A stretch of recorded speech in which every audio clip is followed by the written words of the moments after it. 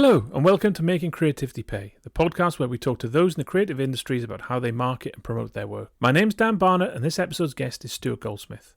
Stu is host of the fantastic Comedian's Comedian podcast, which I discussed with him in more detail in episode 1. This episode, we discuss the Edinburgh Fringe, the huge influence it has in the comedy world, and the financial aspects of performing and promoting the show. I started by asking Stu about his experience with the Fringe. So, this isn't your first rodeo, as it were. You've been to the Fringe before. How many times have you been up there? I think 28. I think 28. Yeah. Yeah. I went there when I was 16. I don't think I went when I was 17, but maybe I did. And then I haven't missed one since. And I'm 45 soon. I will be 45 during this year's festival. So you do some maths, as they say in America. I think that lots of comics go to the Fringe and think, I hate this. This is mad and chaotic and uncontrollable, and I want to get out of here as soon as possible and, bounce on TV and never have to do it.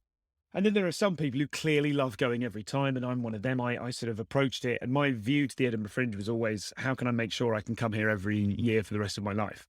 I just absolutely love it. Now, within that, it's possible to overdo something, really, and there is a danger. What it makes me think of it, because it's like college. It's like college. It's like you all sleep in a massive dorm. I mean, you don't, but some of you do. But it's just so exciting to feel normal, to feel that being a comedian is the norm up there, and you're in a big community, and that's really, really important to me.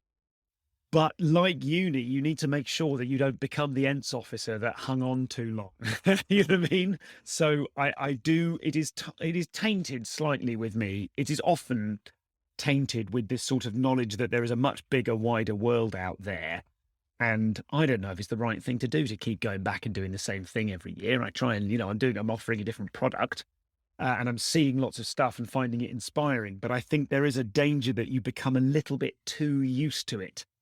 And, you gradually become an old man or an old person within it. That, I'd much rather do that than do something else every August. So maybe I'm just kind of splitting hairs. But yes, I've been going a lot. I really enjoy it. I always get something out of it. And these days, I don't even burst into tears halfway through anymore. Cool.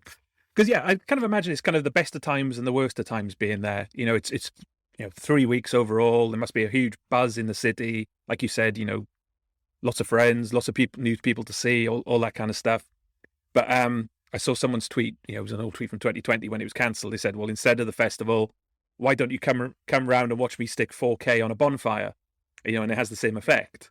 It seems like it's a huge opportunity, but it's also a huge opportunity to kind of bankrupt yourself. Has it become more commercial? Oh, I mean, unquestionably, yes. But then so's everything. Everything has become more commercial. I always liken it to student unions. I don't know if you went to university and you had a student union building, which was sort of like a pub run pretty much by students, and a bunch of old sofas there that you'd taken from the tip and what have you. And it was the union building. And now what a student union is flat screen TVs on the wall with adverts that you can't turn off that are pressure selling you drinks commercials. Every union has its own Starbucks in it now. The world has become more commercial. Certainly the Edinburgh Festival has. And one of the lovely things about last year, which was I kept going. I went up the last 2 years when it was on but tiny and when it wasn't on, because I just wanted to be in the city and walk around going, okay, I'm normally here now, So I went there for a few days, and then I was there for a week or so last year. And last year it was magnificent because there were so few shows and fewer audience members, but way fewer shows than, like, there were maybe 10% of the shows and 30% of the audiences. So all the shows were full. The audiences weren't battered and exhausted from having been flyed to death. So everyone was in a good mood. And we had this sort of me and a friend had a simultaneous revelation of going, oh, this is the best. I mean, it was like the 90s. This is brilliant. And then very quickly we went, oh, it'll never be this good again, barring, God forbid, another pandemic. It will never be this good again this year. And I thought then, 2022 is going to be a shit fight. And it absolutely will, because so many people are there with cooked up shows ready to go. Everyone's chomping at the bit. We've all missed it. The majority of us have missed it for 2 years. And so it's going to be like all of the forces that normally act on it that last year didn't act on it. There was no reviewers to speak of. There were no awards. There was no press. There was just getting people in and doing a show, which is the whole point, I think. I mean, obviously, there is also kind of like huge career possibilities there for a small chosen few. Chosen, I use the word advisedly. Um, but um, but last year, none of those things were there. So it was like the Machynlleth Comedy Festival, but for a month. You know, Yeah. it was like there's just the stakes are different. It was like a festival in New Zealand. The stake, what was at stake was just fundamentally different, and it was brilliant. And we all went, "This is amazing." Oh shit! It will never be like this again. This is like, I'd feel sorry for anyone that missed it in 2021 because it was, it wasn't manna from heaven, but there was a tone to it that was like, oh, you do your show, people see the show, and that's good, and that was it. That was the Yeah. whole thing. So this year we will be, accommodation has skyrocketed. The cost of accommodation is 2 or 3 times what it was. I'm sure that everybody, in the same way at all the food vans at Glastonbury Festival this year, the basic meal was a tenner, up from Yeah. 6 quid or 7 quid. Everyone's making up for 2 years of no trade. So I'm sure it'll be the same with Edinburgh. It's the same with the accommodation. I don't know if ticket prices have got higher. I hope not. Mine aren't. But I'm sure the people doing the postering and the billboards and the PR, all of the costs that are associated with Edinburgh from the point of view of a performer, I'm sure they're all much more expensive. And in terms of kind of what people tend to want to get out of the festival, it's probably different levels of performer and different requirements. But I mean, it seems like it's almost you write a show, you preview the show, you perform the show, and an awful lot of that is to kind of try and get in front of maybe a couple of dozen people. The whole, not artifice, but the whole premise for some people is to try and get in front of the right people. I don't know if there's Yeah. if there's a lot of that up there. Oh, yeah, I would say so. But Is that me being overly cynical? well, no, not at all. No, God, no. There are people up there who are deeply cynical. But my point is, there are also people up there who aren't cynical at all. So it is like the world. It's like a microcosm of the whole world. It's the microcosm of the free market, of the cultural marketplace. In that some people are up there very deliberately going, I want this. I need exactly this. I need to be seen by this person and this person. And they have the backing to do it. And if they have worked hard and got lucky and have had great advice and have a good sense of themselves and the zeitgeist and what they offer and their position within it, and are really funny, then those people can succeed. If you look at the sort of the journey that someone like Rose Matafeo, brilliant, I couldn't be nicer, fantastic comic, had scripts in her back pocket ready to go, and went up there with a show Horn Dog that got nominated at least and maybe won. I can't never remember who won what, but kind of made this enormous first year impact at Edinburgh. And then when she had the meetings, she presumably then went, yes, here's the script, there's the movie pitch, there's the treatment, there's the thing, and made it all happen, and is now just absolutely skyrocketed. So everyone wants a version of that.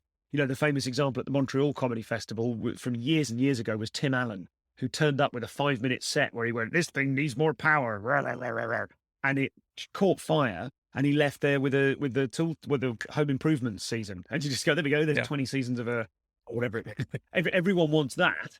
Some people want it as part of a game plan where they know the likelihood and they've had great advice and they understand the landscape and they're timing things carefully and they understand the likelihood or not of getting it and what the next move will be. And some people have none of that and just have stars in their eyes going, well, I'm going to be like Rose Matafeo, and have their hearts broken. And maybe once in a blue moon it works and they are. So it's just like the world. I think it's as cynical or not as you make it and buy into it and everything else. There is enormous money at stake. And I know that the world of comedy is full of nice people who love comedy and less nice people who recognize that whenever people want or need something, there's something to be exploited there. And so, just as is the world, the problem is with comedy, if you're one of the nice people, you think that everyone else, to begin with, you think that everyone else is like, we're all in the same boat. We're all trying to make people laugh. And you go, no, some people are trying to become millionaires and some millionaires are trying to become 100 millionaires, So there's a lot of opportunity there for people who are sort of flaring with need. If you, a friend of mine said to me, not uncynically, but sort of with their tongue in their cheek, we were talking about trying to get someone along, get an open mic to do a gig. You could use an open mic in that spot. And he said, well, I'll get you an open mic. Give me a phone. I'll get you 20 open mics in 5 minutes. Because there is so much surplus of people who are desperate to work for free in order to establish themselves and their act and their name and what have you. If you know that can be exploited to sell them a course, sell them a thing, enroll them in a, and I don't mean exploited necessarily badly. Like, it's just, if you looked at the sort of the capitalist equation of it, selling a course to wannabe comedians is a good thing to do, but it also, you can probably do it in a nice way or in a ruthlessly efficient way once you know that, oh, these people will jump through whatever hoops to get close to a chance of their dream. So Edinburgh is like a real kind of focal point for that part of the equation. Absolutely. You know, it's like anything where it's something that people love and there's money involved. There's always that, that kind of thing that someone who doesn't necessarily love it wants to kind of make money on it. Exactly. And just to talk about the money, I approached it from the, like, I don't like to be in debt. So I didn't go and spend all the money in Edinburgh until I'd made all the money to spend, because I thought I don't want to be in debt. But I had a very privileged position. I had a day job, if you like, when I became a comic that required very few hours of my time. It was a very specialized job. So I was able to spend a lot of time taking risks and, you know, becoming a comic in a way that the idea that now I sort of go, oh yeah, if you don't have a sort of special skill you can make money from, or rich parents, or a place in London, or, you know, there's all sorts of things, just as in life, there's all sorts of things that will give you an enormous advantage. And a lot of them, if you don't have your head on square about them, you'll think they were all your hard work without recognizing the privilege. I mean, I read a fascinating article today by a guy called Conrad Koch, who's a puppeteer in South Africa, who talks about the, you know, you work in a festival and like, all human life is here. And he goes, no, it isn't. There are billions of people, literal billions of people on the planet who are being exploited and enslaved and oppressed. And none of them are at the Edinburgh Festival. You know? So you do need to sort of, you need to recognize that the whole thing exists in a sort of mad bubble of privilege within which there are many levels, layers of privilege. You know, we all know exactly. It's very hard for working class people with no financial security to break into the comedy industry. It's really hard in a way that people are only just kind of realizing. But even they live in Britain often, which is inherently privileged. Even if you are poverty stricken in Britain, you're not living in a shanty town in Cape Town, for example. I don't know why I'm saying all this, but simply that there are multiple levels of privilege and multiple things acting on it. And I think I was very lucky in that I was both privileged and was blissfully ignorant of that at the time, and also was lucky and I think probably talented in some respects that were useful for an Edinburgh sort of experience. So I had the money going into it, expecting to lose the money and being okay with that in the pursuit of the dream.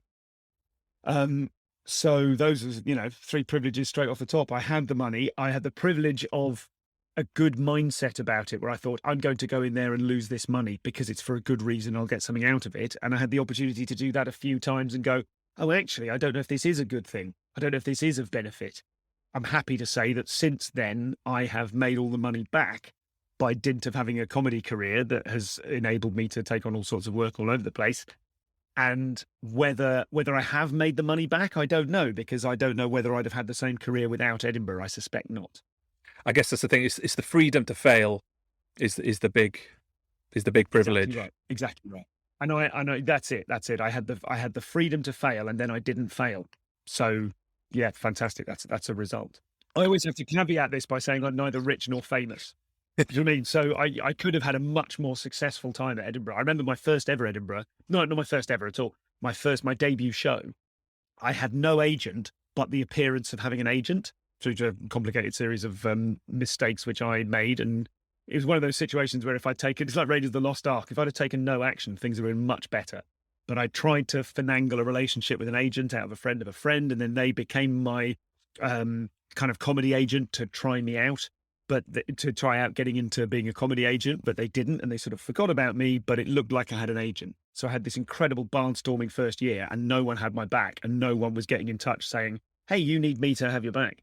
So that was hugely problematic in ways that I only became aware of 5 years later. Like, oh, I had an incredible show that year. I got fantastic reviews, and I completely squandered that opportunity because I didn't have the right advice from people, because my mentality is always like, throw yourself into it, work really hard. Years later go, oh, I did that wrong. Do you know what I mean? I've worked really hard in the wrong direction.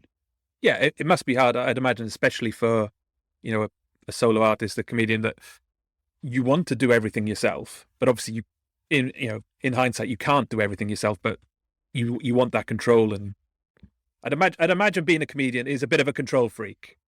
I know that's a bit of a... Well, some of us are, maybe. I think what you need is first contact. I'm obsessed with this idea at the moment. You need that kind of Star Trek idea of someone who knows how it works, pops down and visits you and says, oh, by the way, this thing you're struggling with, don't worry, it works like this. I've done this and I know all about it. And some people get that.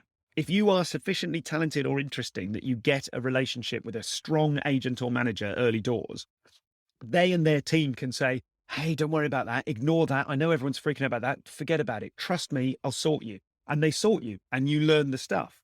Now, it might be that you see that happen, that process happen to a close friend, and you go, hey, close friend, can you tell me everything they say? And then I get a bit of the information. Or it may be that you not only don't see it happen to someone else, you don't know that it's a thing, and you think everyone is in the same boat, and everyone isn't in the same boat. And some people have been visited by aliens and shown how it all secretly works. To a greater or lesser extent, and not all of the aliens are correct, and some of them are mad or corrupt or what have you.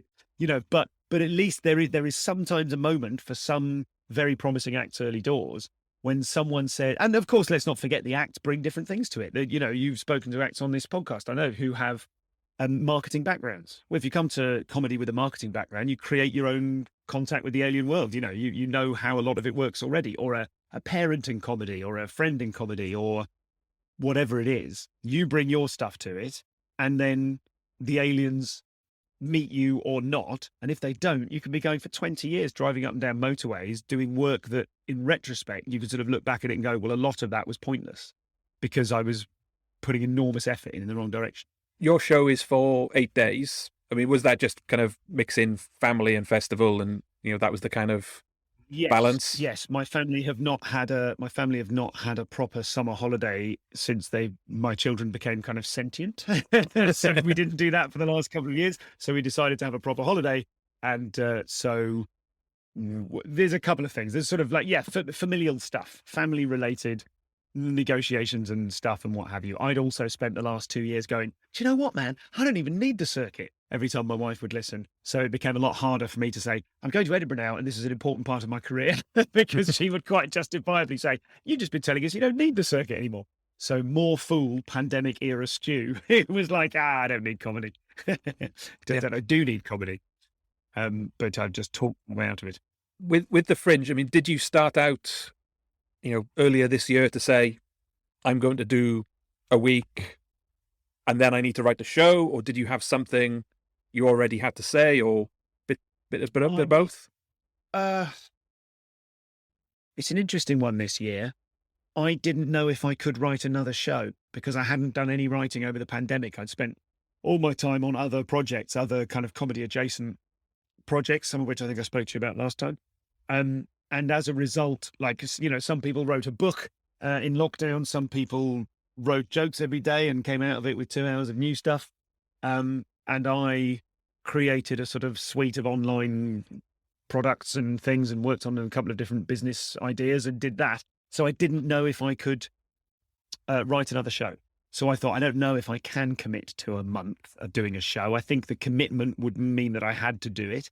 But I don't know what I want next from my career. I don't know if Edinburgh is suitable for achieving whatever I want next with my career.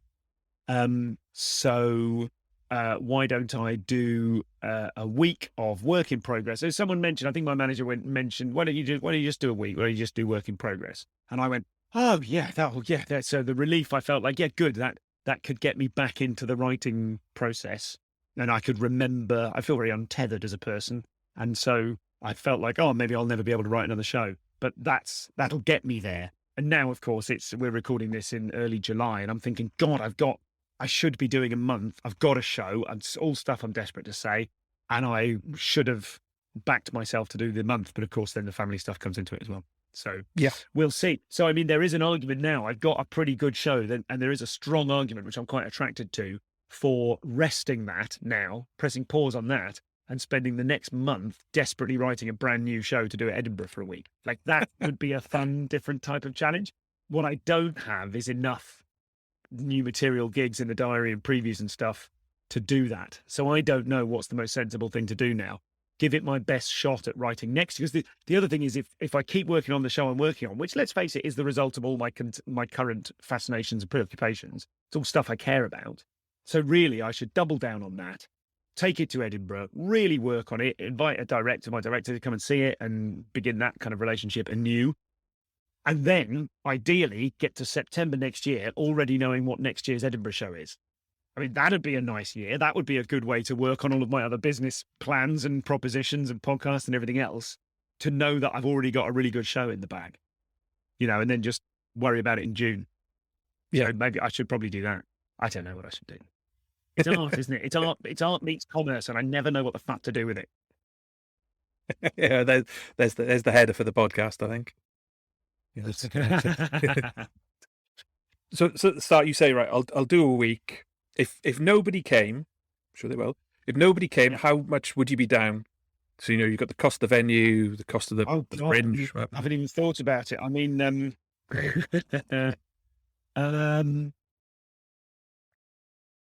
that's a really good question. I don't think I'd be down that much because it's only a week. I've not bought any billboards. I've not paid for any PR. I've not paid big. I mean, I might spend a bit of money on an online sort of a thing. I am in a much bigger room than I want to be, but I really wanted to be in this particular venue.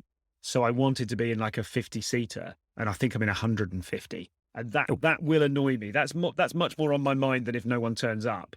If only 50 people turn up and the room is a third full each day, that'll still be an achievement to get those 50 people in every day, but especially with that much marketing spend. But it will also be a real shame because I'll be performing to an empty-ish rooms. So I wish I got a much smaller room, to be honest. So there's that. In terms of what I'll be down, I mean, the accommodations cost me $2,000 for a week. That's painful. The travel will be a couple of £100. I guess the money I don't earn because I'm not anywhere else, there's that to factor in if you want to be really masochistic. But I think it's not massive. It's not massive this year. It's a low risk year for me. I think the most I've ever spent is probably, I was going to say like $7,000. I think I've spent 7 a few years ago. Yeah.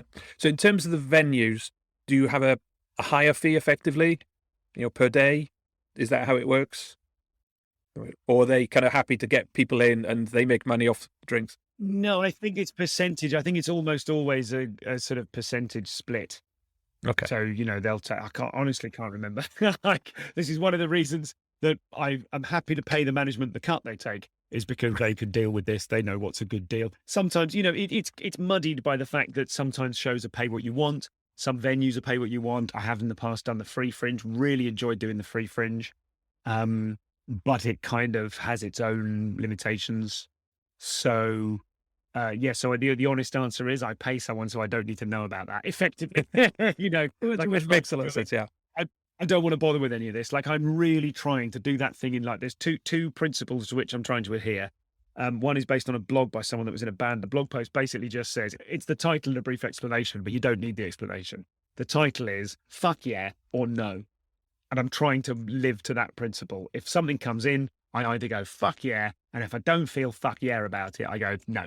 The problem is it's passing and separating the moments when a kind of yes, I suppose, could be a fuck yeah, were it not for some emotional hurdles in the way or my lack of confidence I can do a particular thing. So often, sometimes I've had great results from things where I thought fuck no, made myself do them, and then they've ended up with really good results. So it's hard to follow. Okay. But also the other principle is to sort of delegate everything I'm not excellent at. And that's a lot of things. So I really try and delegate as much as I possibly can. Talk about the pricing. I had a quick look on the Fringe website. So you've got tickets at £5, 6.50, 7.50. Some days are 2 for 1, and you've also got pay what you want. So in terms of those prices, were they, in terms of the paid tickets, were they the kind of level you thought that's kind of Yes, good enough to kind of make decided those. I'm pretty sure my management said, "Do you want to go at this point and this point?" And I said, "No, let's do a bit lower than that because it is a work in progress, and it's more important to me to have a full room than to make money from this year." Yeah. And I mean, to be perfectly honest, there's always that it's better to have 150 people paying a fiver than, 50 people paying £8. So there's, both for your ego in terms of having a full house and financially. Yeah, for sure. So that's sort of how I feel about it at the time. I mean, I think I had some pretty incredible years on the Free Fringe where there were no overheads, and I'm good at asking people for money. I can look them in the eye and be proud, and people go, "Yeah, you do deserve some money." So I had 3 years that were really, really excellent. And it's interesting because much like the way street performing, which was a former career of mine, street performing made it impossible for me to have a boss because I was so used to being my own boss that the idea of anyone telling me what to do just became risible. In a similar sort of way, those great years on the Free Fringe have slightly ruined me for Edinburgh because it's inconceivable, really, of how I could ever make that much money again in a proper venue. In a proper venue, paying a split, paying agents' fees, paying, PR, all that kind of stuff. You just couldn't get back up to the heights of a complete. When I did the Free Fringe, it was effectively like doing a street show. No money down, you keep all the profits. So I'm now seeing Edinburgh much more, and I remember this happening. Not to be gauche talking about money, but I remember seeing Edinburgh change in my mind from being this is the Olympics, this is the place where I bring the finished product, to being, well, this is, is someone of my age and fighting weight going to get discovered at Edinburgh? That's not really going to happen anymore. So really, Edinburgh is less to do with me bringing the finished product and more to do with me warming up a show in order to then take it on tour. And similarly, that's also been that change is reflected in my sort of financial approach to it, which is, I know I've got some very, very successful friends in comedy who go, "Oh, the first year you go to Edinburgh and you make an enormous profit, and at the same time you don't make the tax loss that you're used to." Very much first world problems these. But so they go, well, the sensible thing to do now would be to get a hotel every night and just stay in a hotel, because then I can write it all off against tax. They pay higher rates. So they go, I'm effectively getting a 40% discount on it. And it's much easier, and it kind of brings down my liability. So I'm not quite in that camp yet, but I'm just getting a sense of the mindset shift that would be required to go, oh yeah, okay. Like, even if you don't make loads of money from Edinburgh, if you're doing all right the rest of the year at your various things, then Edinburgh is less an opportunity. Like in the early part of your career, it's a huge tax loss that means you don't pay much tax that year. And then it becomes a break even, and then it becomes a profit, but with caveats, Yeah. So in terms of the pay what you want, like you said, you've got a background in kind of, put it best way, asking for money. Crowdsourcing. Crowdsourcing. Okay, that's a good way of putting it. Do you find kind of more of a cashless economy? Does that make a difference? That remains to be seen. I'm sure it will. I can't give you any actual, yes, I'm sure that is reflected across all of street performing. I see lots of very futuristic buskers now who have 3 iZettle, paywave devices on a board for £5, £10 and £20, and you tap which one you want. Yeah. If I get to the stage of, if I was doing this festival, if I was doing the Free Fringe now, I would do that. If I was in a big venue at the Free Fringe, I'd have a board with 5, 10 and 20, and people could tap as they went out. It's too faffy at the moment. The technology, by which I mean what's available and the way we as comics use it, hasn't, I don't think, quite caught up with the fact that there's going to be a lot less cash this year at Edinburgh. I'm not too bothered about it because I think most people will have bought tickets, and some people will have cash in their pockets. I'll have an iZettle. I couldn't make it attached to the venue Wi-Fi last time, so it didn't work, but I ended up using one of their card machines or something. So it's a bit faffy, but it's not a huge problem. I think if I was at the Liquid Rooms doing a 200-seater, I'd be thinking, oh, Christ, I've really got to put some work into this. And some people are doing that and will do that. So in terms of marketing, so one of the kind of things you're looking at. So what are the kind of things you're looking to do? Obviously you've got an established base, you've got a podcast, you've got a mailing list. So you've probably got a lot of advantages that newer acts don't have. I mean, are you using that an awful lot, or are you looking to do some of the more traditional stuff as well? I, between you and me, Dan, I think that my interest in the subject of how to mobilize a fan base and all that kind of stuff, and how to leverage a mailing list and that stuff. My interest in those things outweighs the volume of people that I have access to. Yeah. So I sometimes talk to my more famous friends and go, you have got to do this because I've heard about this thing you can do, but my fan base is too small to really do it with in any sensible way. You know what I mean? Well, I certainly don't have 100,000 followers on anything. And I think having 100,000 followers on a platform or something, or like 100,000 weekly downloads, would be like, that's the next kind of goal, really. Because once you've got that, I think you can really experiment with stuff. But if you use the sort of 2% rule, which I do, which is that if you've got 100 people and you say, hey, buy a ticket to this, which is near your house, 2% of them will do it. Like people don't do things. Do you know what I mean? The first time you realize, God, only 2% of my listeners, followers, what have you, will actually take an action I've requested. And then there's, there's how well you ask and how meaningful it is to them and all those other things. But broadly, I don't imagine more than 2% of people do anything. If you've got 100,000 followers, that's maybe 2,000 people. But if you've got 1,000 followers, it's only 20 people, and some of them were your mates. You don't really know. So I do leverage those things. I am interested in using those things. But the way I see my podcast listenership and comedy fan base, which is often big overlap between those things, are that I'm being as efficient as I possibly can with a comparatively bijou number of people. Small but perfectly formed. Well, yes, exactly. Like, I love that. So if you go to Linktree/Stuart Goldsmith, there's 5 things on a Linktree, and one of them's socials. And if you hit the socials one, it goes to another Linktree that has all the socials on it. So that's good. But it's not like that first Linktree is getting 1,000 hits a day, whereby I'd be really excited to tweak and move stuff around and go, oh, look, if we put the tide there, it flows in this direction. I've seen you talk about TikTok as well. How's that going? Oh, God knows. I started TikTok. My second video went viral, and I went from 0 to 9,500 followers over 1 week, and it's stayed that way for the last 2 months.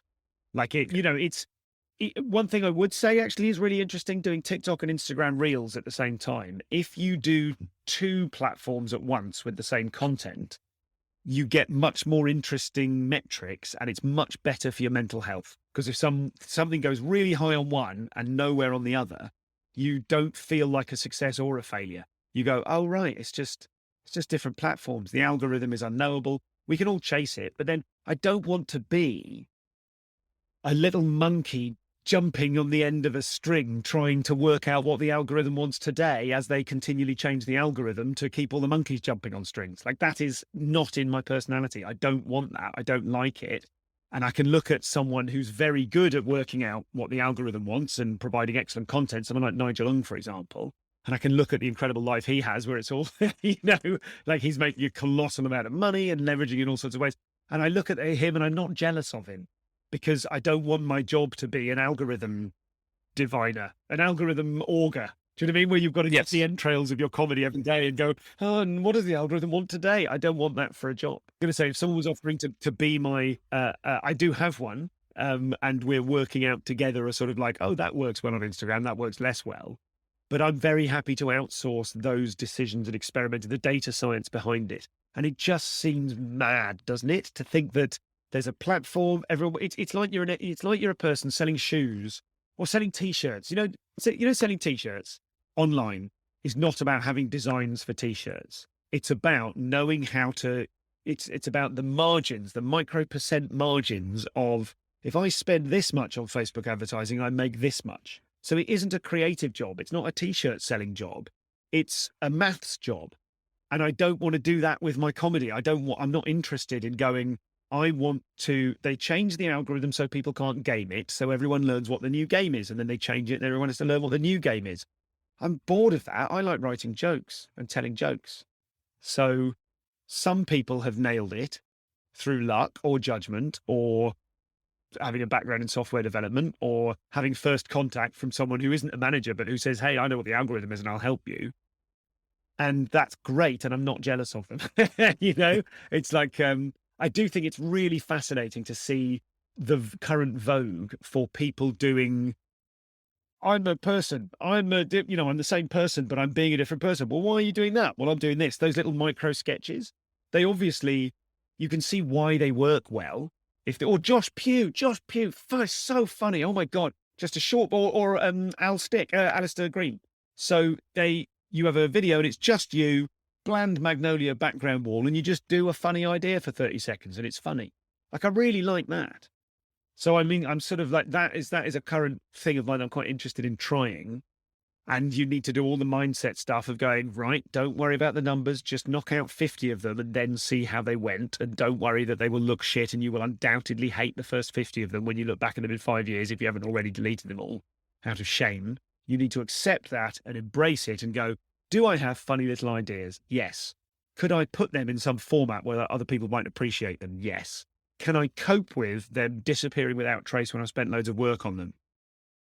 I suppose. But it's getting over that I suppose. That's the big mindset thing.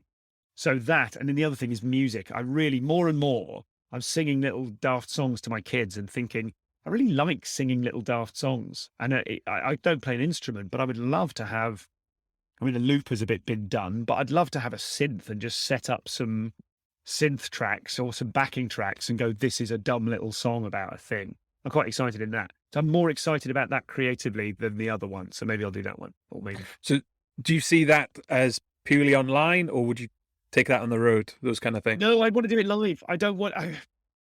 It's so hard. It's so hard. You asked me a year ago, I'd be like, I'm online, baby. I'm all online. I don't want to leave the house anymore. I'm tired as fuck of the M4 and the M6. I'm tired. I don't want to do them anymore. I'm even more tired of going to Dorset, which from Bristol is only a few miles away, but there's no motorway, so it always takes 2 hours regardless of where you're going. I don't want to do that anymore. It's boring and I hate it. Now, though, I'm like, I don't want to exist purely online. If when my stuff started going viral on Instagram Reels and I've had, I think it's like an 80% increase in followers. Like I had something go mega viral recently, like 5 million views, which was brilliant because there was like 500,000 likes. And no matter how unknowable the algorithm, if 500,000 people went, oh, that was funny, you go, oh, it was a good joke then. So that's really helped in a way that I wish it didn't. But it has made me go, oh yeah, I'm funny. You know what I mean? Like, I can have an online thing. And then, so that had like 5 million hits. And another one had 1 million. Another one's had 2 million. Another one's had 1 million. These are really exciting numbers. But so in the last 2 weeks, we've put out loads and loads more little videos and they've only had a couple of thousand. And you go, well, what is it? Is it algorithmic? Are we choosing the wrong stuff? Is it something as dumb as my t-shirt was a really nice looking color against the background and that's why everyone looked at it? Did we hashtag it? And it turns out motorcyclists are right up themselves and they like argue. I mean, I did see that happening. People arguing in the comments. The amount of people who would argue over whether or not I was gay in the comments. Okay. Drove it up the algorithm. It's fascinating. In terms of going back to your fringe, so you think you're going to be a lot more old school? Are you going to do leaflets? You're going to have guy in a sandwich board, those kind of things? Leaflets, flyers, we call them, Dan. But I do like the idea of leaflets. Leaflets is what your dad would call them. You're going to get some leaflets, bless you. Funnily enough, I've done all sorts of hustles over the years, and one of my favourites that I saw someone else do actually was they had something like a fifth or maybe a fifth story window above kind of pie maker. And they had a fishing line and they had a flyer on the end in a bulldog clip and they would dangle it at people walking past and people would be intrigued and take the flyer. And that was fun to do and it looked nice. I've done all sorts. I've had like a child's tricycle with a huge sign on the back for my show Prick at the time. It was a little girl's pink tricycle. I thought that was quite funny. That I would lock to places in an attempt to get the equivalent of 600 quid's worth of advertising just by locking a bike up. I've seen people drive cars and vans around the place with A-boards on them.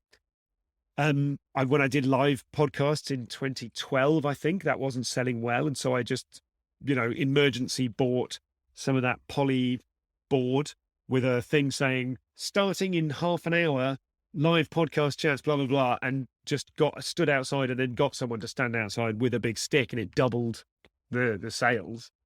It's all so dumb, So yeah, this time, it's a weird one this time because my poster image, which I'm absolutely in love with, I would love it to be my poster image next year. I should have saved it up, really. So I sort of don't want anyone to know about the show. I want to just have 50 people a night, an afternoon. It's 125. How the fuck, where am I going to get these people from? It's mad. There's just going to be 20 comedy nerds at each show. Story of my life. I just want to have a small number of people help me get the show, get really, really, really, really good. And then next year, explode, spend money on billboards with a phenomenal image on them, and just kick ass and just kind of throw everything at it. I mean, I will probably I will do flyers. I will pay someone to hand out those flyers. And I will probably do a little bit of online advertising spend. But again, I find that unknowable. I mean, you can go to how many fucking Facebook online webinars about how to use the thing, but they still use terms I simply don't understand. And you're always fighting against the fact that all of these online platforms, they've got all of these deliberately murky things like reach and impressions and stuff, so that it looks like your thing has been seen by 2,000 people, but it doesn't mean that. It means your thing has auto-played 2,000 times. Yes. And actually 5 people have seen it and one of them liked it and didn't click the link. So it just feels so mad to pay them anything. You know what I mean? But if you do, there's definitely people that make it work, and send them my way, please. And so for other artists, I mean, there's a big controversy at the moment. It's, early July with the Fringe app. People kind of feel that the Fringe have taken the registration fee and it's not quite value for money, because the app, well, there is no app, there's just a website, and it's not quite, you don't get the serendipitous people walking past at, 20 past 1, for example, past your show, who might say, oh, well, I could go to lunch or I could watch this show. Yeah, I mean, it's terrible. It's really bad. I kind of see it from both ends. I kind of get that they haven't got any money. I don't know where the money goes. I don't understand what it's like to run a big organization.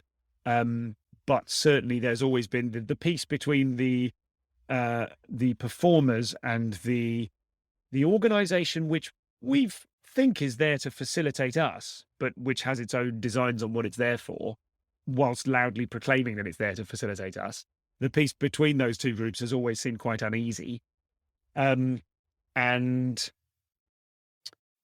yes, I don't know. It must be very difficult to organize and update and maintain an app. And if they took a decision not to do that, then it would have been good for them to tell the performers when they took the decision. But I suspect they knew that if they told the performers at the point of telling them the decision, most of the performers would say, well, in that case, I'm not going to pay you any money. So who knows what the right thing to do there was?